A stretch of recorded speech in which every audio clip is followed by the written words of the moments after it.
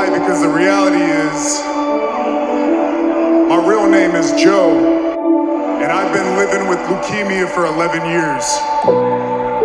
And unfortunately, it's back.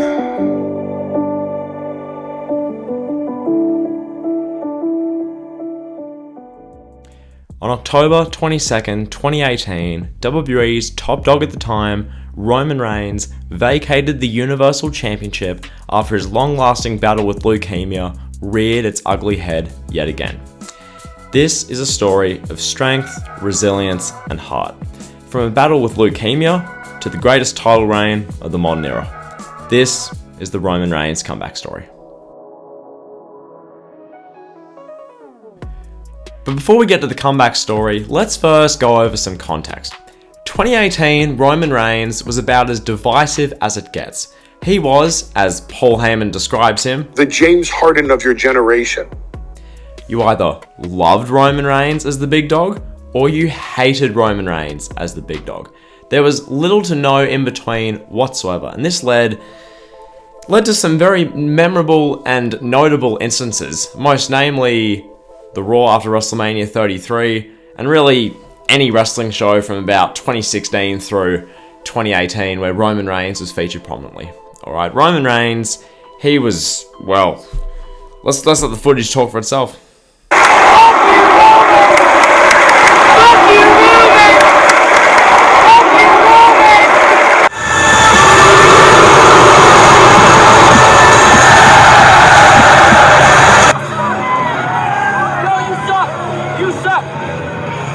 Are none of his matches any good then? No, his all his matches are terrible.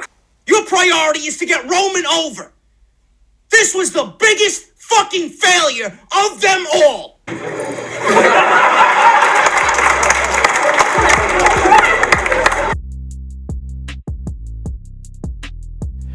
At the time of Roman Reigns making this leukemia announcement and relinquishing the Universal Championship, hate for the guy was at an all-time high coming in. This was after 4 years of the Roman Reigns babyface push. Fans, specifically the online wrestling fraternity, wrestling journalists, wrestling quote-unquote media, etc., had enough of Roman Reigns. And boy oh boy, did we hear about it. So without further ado, I'm just going to roll you some sound bites and show you some tweets of just how well the wrestling community took the news of Roman Reigns' leukemia coming back.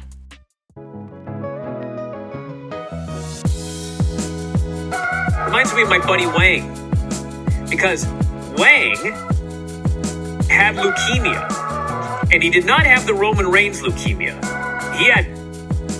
It was bad. Bad.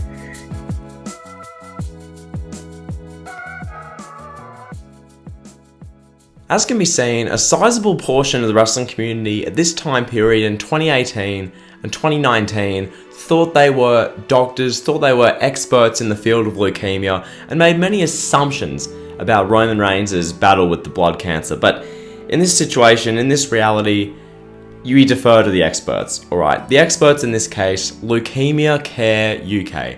And on February 26th, 2019, Leukemia Care UK put out a fantastic thread addressing leukemia, the side effects, the reality of the situation, and really just clearing up any confusion. So, Leukaemia Care UK state the following: the tweets we are seeing mainly center around the idea of what a cancer patient should look like.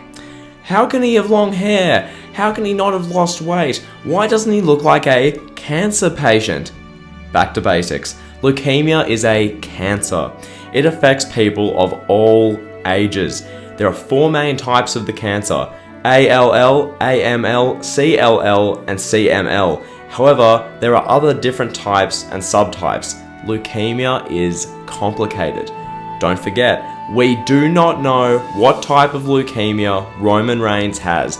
Therefore, none of us are in a position to question his treatment or how he should look like, etc. And then, with regards to Roman Reigns going into remission, incredible news, alright? A relapse is a scary reality for all leukemia patients. Either fear of your cancer returning or having to face treatment for further relapse. It's great to hear some positive news from a leukemia patient.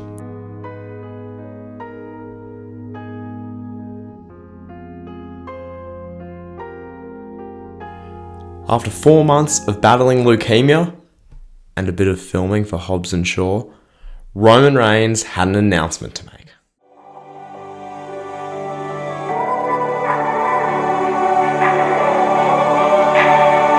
The good news is, I'm in remission, y'all.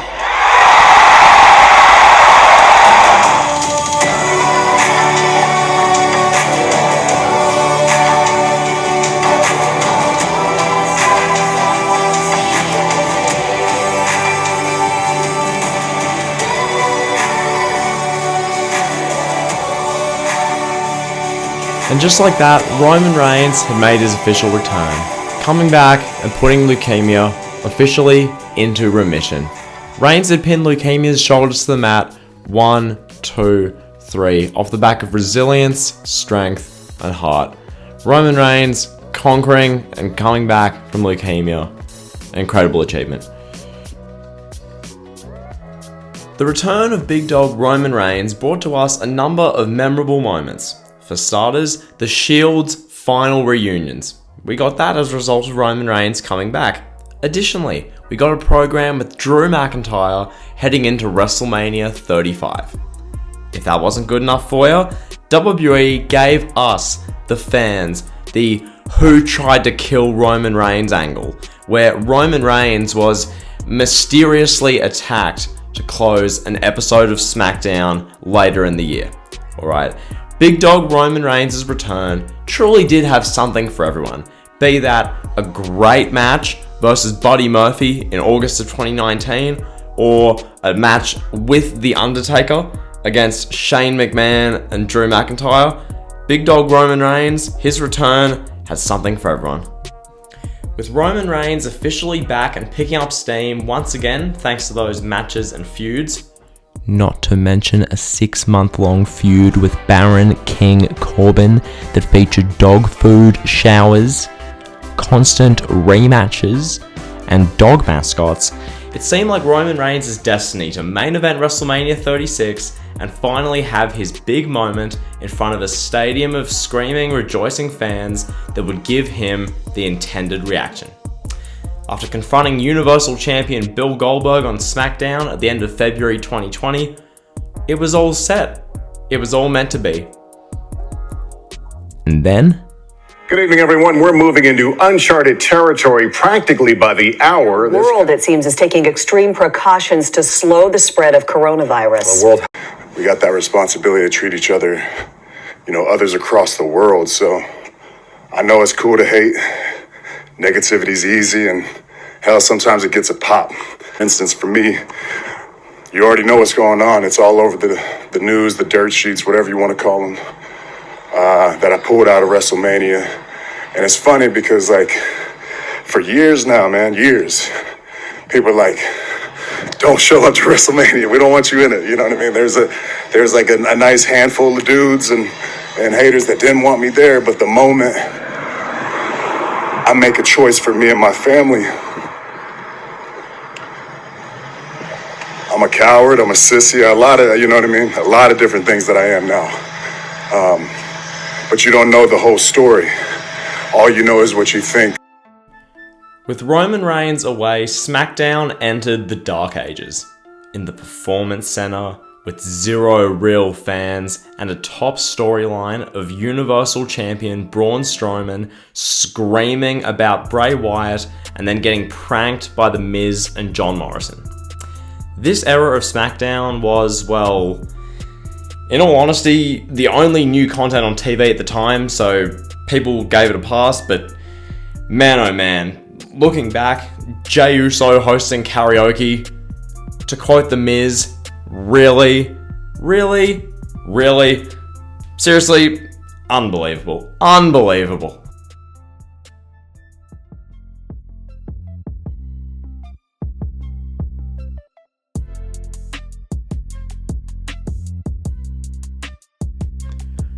And with that, Roman Reigns had made his official return to WWE on the grand stage of SummerSlam. But something about this was different. The mean streak, the t-shirt, the look in his eyes. The real Roman Reigns had arrived. The Roman Reigns buried behind the smile-filled veil of the big dog persona. The Roman Reigns, the deep down knows he's the best in the world at this and will be damned if you don't acknowledge him and state that as a fact. After smashing The Fiend and smashing Braun Strowman following the SummerSlam main event, and simultaneously putting an expiry date on their WWE careers in the process, Roman Reigns shocked the world on the following episode of SmackDown by aligning with the advocate of Brock Lesnar and the brainchild of ECW, Paul Heyman.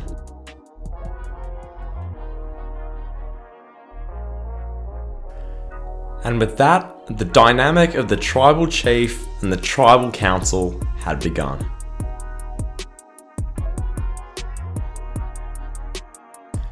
What came next is what in many ways defined Roman Reigns' new character and took him up to a level which seemed unprecedented in modern day WWE. The Roman Reigns and Jey Uso storyline. Wow. What initially seemed like a predictable disappointment of a match for Clash of Champions quickly turned into the most organic and enthralling elevation of a superstar in WWE for many, many years. The drama, the emotion, the storytelling, Roman's stern, unshakable demeanor demanding his blood, Jey Uso to fall in line and acknowledge him. Jey's overwhelming emotional resistance initially, his instinctive babyface will to rebel and conquer Roman. The dynamic worked flawlessly. This storyline was WWE's most compelling in years. A true breath of fresh air which took SmackDown from its absolute darkest days right back to a must-watch weekly television program. The storytelling at Clash of Champions 2020 alone was fantastic, but with that, the feud wasn't done. Not yet by a long shot. As long as Jey Uso was conscious, he would not bend at the knee and acknowledge his now brash heel cousin, Roman Reigns. From the unveiling of Tribal Consequences to that promo from Jey Uso, this storyline was, well, simply special. And at Hell in a Cell, it all came to a head. The only way Roman was going to settle this was by making Jey Uso say, "I quit," inside of the blood-red Hell in a Cell structure. The match that followed was, well, storytelling at its absolute best. The seemingly emotionless, strictly business Roman Reigns broke down at the sight of the pain he was making his blood endure. Ultimately, it took the act of threatening to murder Jey's blood brother and Roman's cousin, Jimmy DUI Uso, to end this war. And with that, Roman stood atop the stage, draped in the tribal lei, proudly upholding the Universal Championship, making his cousin officially fall in line, all the whilst elevating him from a lost in the shuffle karaoke host to a true main event star, Main Event Jey. From here, a short-term feud with WWE's number 2 star and reigning WWE champion Drew McIntyre commenced, with Drew McIntyre coming off an annihilation of Brock Lesnar in the WrestleMania main event and success in a feud with Randy Orton in his absolute prime. This was a blockbuster. A big-time, star vs. star battle for the ages at Survivor Series 2020. Alright, this gave us the infamous Roman Reigns lines, I don't watch Raw. It's all good. Nobody does. and You will always be my favorite number 2. that still hold firm to this day. Okay, at Survivor Series 2020, we got another banger, with the resolution being Roman Reigns' arm raised in victory after shenanigans down the stretch. What a match. From here, a feud with Kevin Owens followed, and one that did all of the following. For one, challenged Roman Reigns' way and methodology of how he treats his family. 2, gave to us some timeless content, such as this.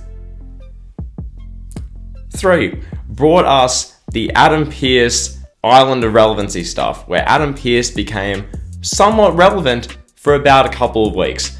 As well as that, it gave us 3 outstanding matches. From a TLC war to a highly rated Christmas Day battle inside of a steel cage, and finally a last man standing battle at the Royal Rumble.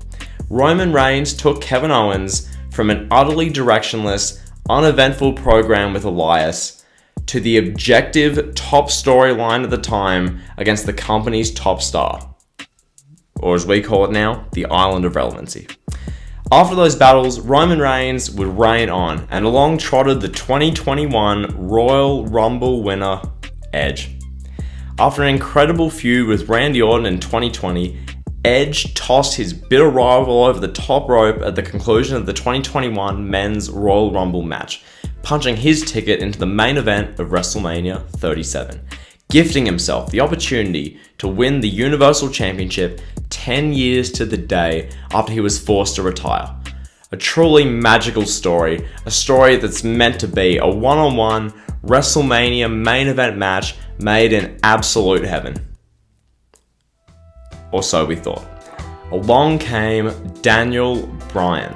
After a completely directionless run in the mid-card that gave us great segments such as Daniel Bryan humping Otis and losing matches every single week in the mid-card, WWE would ride the wave of the loud vocal minority on Twitter and give Daniel Bryan the WrestleMania 37 main event alongside Edge against Roman Reigns. A decision that recently Daniel Bryan himself admitted to being the wrong one. This said, my god, the match was amazing. Roman Reigns, Edge, and Daniel Bryan, WrestleMania 37. This was Roman Reigns' finest hour. The first Tribal Chief entrance with fans in attendance.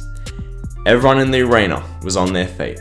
The mass majority with their phones out, desperate to record history and document their view of Roman's walk to the squared circle at the grandest stage of them all.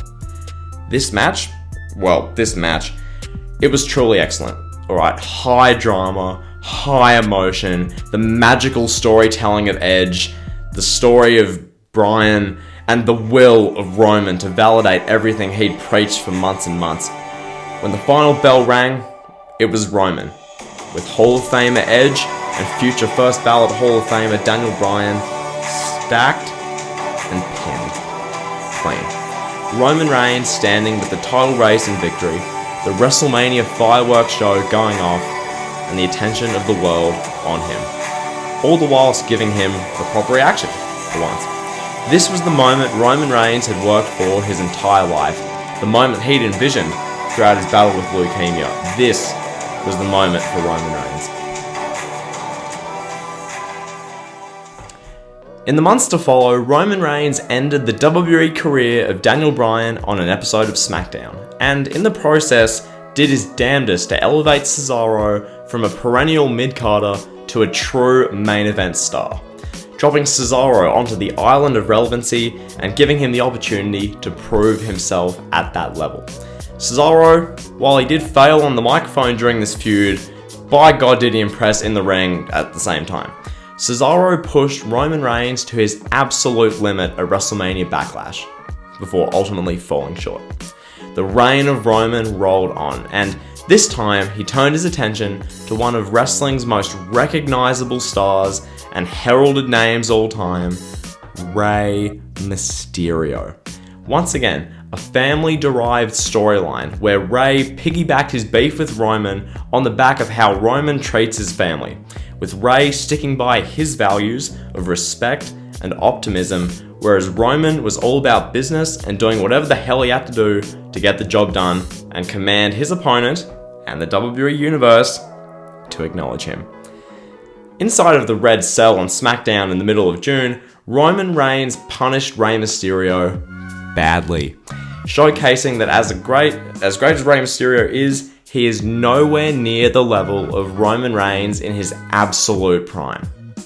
With the Godfather of the 619 in the rearview mirror, the tribal god moved on yet again, this time reigniting the feud that was supposed to main event WrestleMania 37, the feud with Edge. Edge was out for redemption, out to right the wrong that stayed with him and was stained in his memory. The wrong that was the WrestleMania 37 main event. And at Money in the Bank 2021, Edge and Roman Reigns, they went one-on-one. To say that this had a big fight feel would be an understatement. This felt massive. 2 first ballot Hall of Famers, one of which was already in there, and one in Roman Reigns who will be there as soon as he retires, going at it in a big fight feel like this. They won the biggest pay-per-views of the year, and a show that should be considered a Big 4 show now, Money in the Bank. This was fantastic. The storytelling was elite. Roman's trash talk game was at its absolute best. Edge, he made his comeback late down the stretch, but right as he was moments away from victory, he would have the title ripped away from him by Seth Rollins. Thus, Roman Reigns retained, and the reign of the Tribal Chief continued. And then, the face that runs the place, the guy that carried WWE on his back for a decade straight, John Cena, made his triumphant return. The pop, thunderous, the excitement, fever-pitched, Tribal Chief Roman Reigns versus John Cena. One of wrestling's last true Megastar versus Megastar dream matches left. The head of the table versus the star of Fast 9 and Taiwan's favourite wrestler, John Cena. The SummerSlam main event. 50,000 people. Wrestling Gifts and Superkick Studios in attendance. A match made in heaven. See, in 2017, when John Cena feuded with Roman Reigns, Roman, let's put it bluntly, looked uncomfortable, as though he knew he wasn't ready to be in that spot, and Cena absolutely schooled him, went to town on him. This time, however, Roman went toe-to-toe with Cena, and quite often came away successful in the verbal battle. The now infamous line about missionary position reigns supreme in this whole situation, where Cena, the best thing he had was 1, 2, 3. Yeah. Come SummerSlam, Reigns and Cena had a certified hood classic. This was everything you could have hoped for, as John NFT Cena and the Tribal Chief Roman Reigns went 20 minutes going at it with each other. And once again, the trash talk game of Roman was absolutely on point. Roman kicked out of the Super AA before pinning Cena's shoulders clean to the mat. 1, 2, 3. Roman yet again reigned supreme, conquering another absolute all-time great. Almost like clockwork at this point. And dare I mention clockwork, just like clockwork, another all-time great returned to lay the challenge down to our tribal saint Roman Reigns. This time it was Brock Lesnar. Rocking a man bun and looking like an Anglo-Saxon Viking warlord, Brock did his lap of ringside before locking eyes with Roman Reigns. And this hit different. Unlike the Roman and Brock battles of days gone by, this felt unique. This felt fresh. This felt new. Hero, Anglo-Saxon Viking warlord Brock Lesnar versus villain man, tribal god, head of the table, Roman Reigns. Simply money. Roman and Brock would go face to face in the world's most famous arena, Madison Square Garden, a couple of weeks later, with Brock casually causing a crazy amount of friction between the Bloodline and their tribal council, Paul Heyman, all with one line, because that's just how Brock operates. The hype and buzz for Roman and Brock's big showdown was building brilliantly. Oh, and dare I mention, there was also this Extreme Rules show where Roman beat a man in Carnage paint after a member of the ring crew cut the top rope and Balor flopped like a fish in a loss. That happened as well. Okay, that's now covered. The anticipation came to a head and it was time for war. Roman Reigns, over 400 days into his reign of tribal excellence, taking on Brock Lesnar in the main event of Crown Jewel.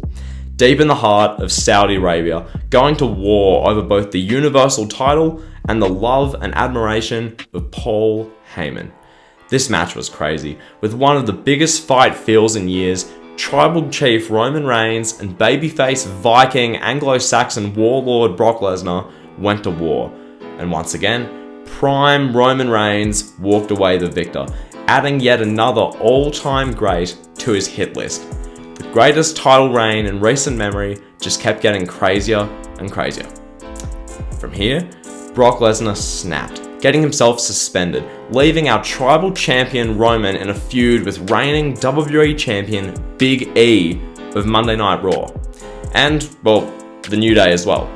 The Bloodline vs. the New Day content here gave to us some great quality, from Roman Reigns and the Bloodline beating down Xavier Woods, and Roman subsequently stomping on Woods' crown like the worthless prop it was, to the visual of King Roman. I mean, look at that. Isn't that some visual? The build was entertaining and it was just something good to watch. At Survivor Series, Roman put over Big E tremendously all night, but ultimately, Roman just proved too damn good, further extending his unbeaten run.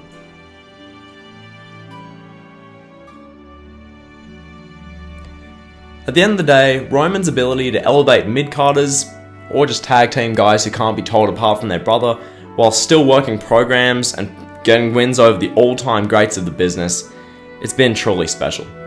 Roman has not been pinned in a WWE ring this decade, but more importantly, he kicked out of Leukaemia at 2 before whooping its ass and putting it into remission. When it's all said and done, Tribal Chief Roman Reigns' Universal title run will go down as far and away the greatest Universal Championship reign of all time, whilst also staking a strong case as being the greatest title reign of the modern era. And all that from a man who merely 3 years ago was living with a potentially fatal blood cancer. That, my friends, that's tribal redemption. I've done everything I've really set out to do in entertainment. Now every day is just a blessing to continue to push it forward. And he is head and shoulders above everyone else. Yeah, he's on fire. There's nobody close to him in the entire wrestling industry. Make Roman Reigns the THEE, the megastar of WWE.